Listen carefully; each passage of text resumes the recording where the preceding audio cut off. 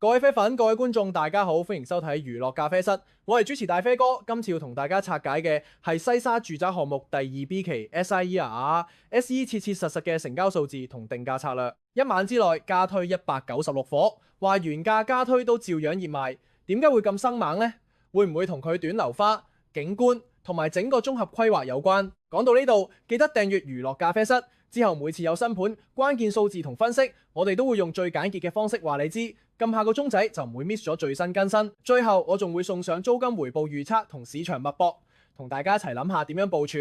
先講事實，新鴻基地產新地00016發展嘅西沙施華思怡第2 B 期喺2026年1月28日首輪賣165伙，用咗4個鐘頭全部沽清，當晚即刻加推第3號價單196伙，折實平均尺價12423蚊。入場價由460.1萬起。今次加推嘅戶型以2房為主，合共138伙，加上58伙3房，實用面積416至701平方尺。扣除最高折扣之後，折實售價介乎460.1萬至940.52萬，折實尺價介乎10168至13896蚊。發展商解釋係原價加推，主要同樓層同景觀坐向有關。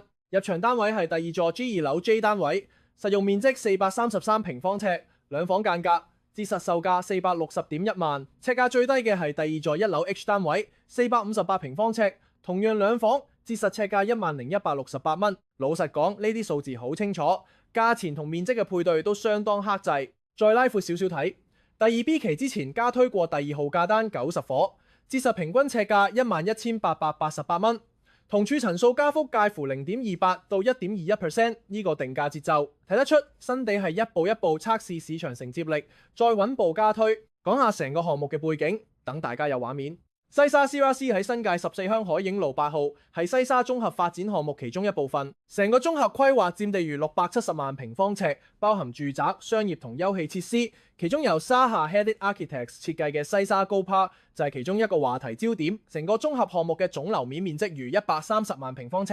第2期分為 2A 同 2B 期，2 B 期提供775伙，實用面積由378至817平方尺，主打2房，大約佔60%，唔設1房。預計2027年2月中入伙，樓花期約13個月。呢幾個元素加埋，令到買家好容易想像未來社區嘅面貌。爆點其實已經出現，2 B 期首輪接收咗42,517張入票，超購256倍。仲有大手客用3600萬買6伙。2A 期推出不足2個星期，已經售出逾700伙，加埋2 B 期2期合計累售超過860伙，現場銷售場面相當熱烈。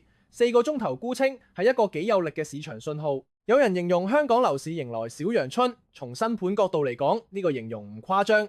我嘅觀點係今次快速沽清唔只係靠價錢，一來短樓花期13個月，買家對入伙時間有把握；二來綜合項目嘅配套同景觀，令到居住想像更立體；第三，定價節奏克制。第2號價單到第3號價單平均尺價大約加咗4.5%，但同處層數加幅只係0點幾至1點幾%，反映發展商係按樓層同景觀差異去微調，唔係淨係靠大幅提價去製造氣氛。你又點睇呢種原價加推策略係咪更貼近買家對價值嘅感覺？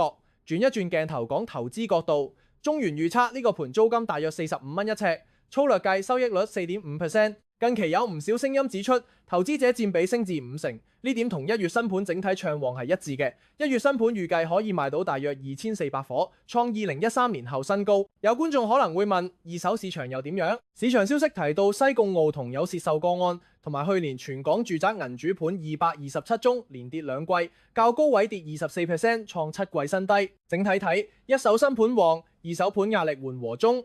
但仍要視乎各區供求同價位，呢啲對 SIER、SEA 呢種短樓花具配套新盤的確係加分。再嚟一個重要脈絡就係土地同項目籌備，新地為呢個西沙綜合項目籌備超過20年，補地價總金額196.4億，被視為香港歷來最大單一補地價項目。時間線要擺清楚，2013年6月完成修訂契約，涉及金額大約145萬。之後到2017年首階段補地價約158.9億，當時涉及樓面大約497.66萬平方尺，平均每平方尺地價3193蚊。再到2021年追加補地價約37.2億，新增樓面106.46萬平方尺，平均每平方尺地價4245蚊。呢個耐心同投入亦係今日銷售成績背後嘅底氣。老實講，城市更新同大型綜合社區唔係一朝一夕，新地今次嘅規劃手筆值得一讚。講到呢度，俾大家個小總結：西沙 Sierra C2第2 B 期今次加推原價，價錢結構清晰，樓層同景觀差異合理反映，配合短樓花同大型綜合配套，加上市場一手熾熱，形成咗一個多重動力。大家覺得兩房同三房喺依家呢個價位邊個更有吸引力？亦都可以估下下一輪加推會唔會延續同處微調策略。今日嘅關鍵字係原價加推、短樓花、綜合配套、最大單一補地價。你哋點睇？中原港嘅45蚊租金同4.5% 回報，算唔算貼近你嘅期望？又或者面對12400幾蚊平均尺價，你會選擇海景高層定係性價比更高嘅低層？歡迎喺留言區同我哋分享你嘅取向同計劃。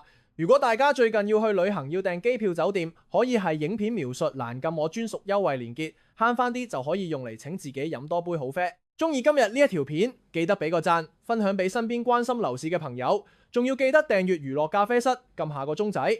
我哋每次有新盤定價、成交率以及背後嘅城市規劃分析，都會第一時間用貼地又理性嘅方式送到你手。我係主持大飛哥，下集再同大家飲住啡，睇清市場。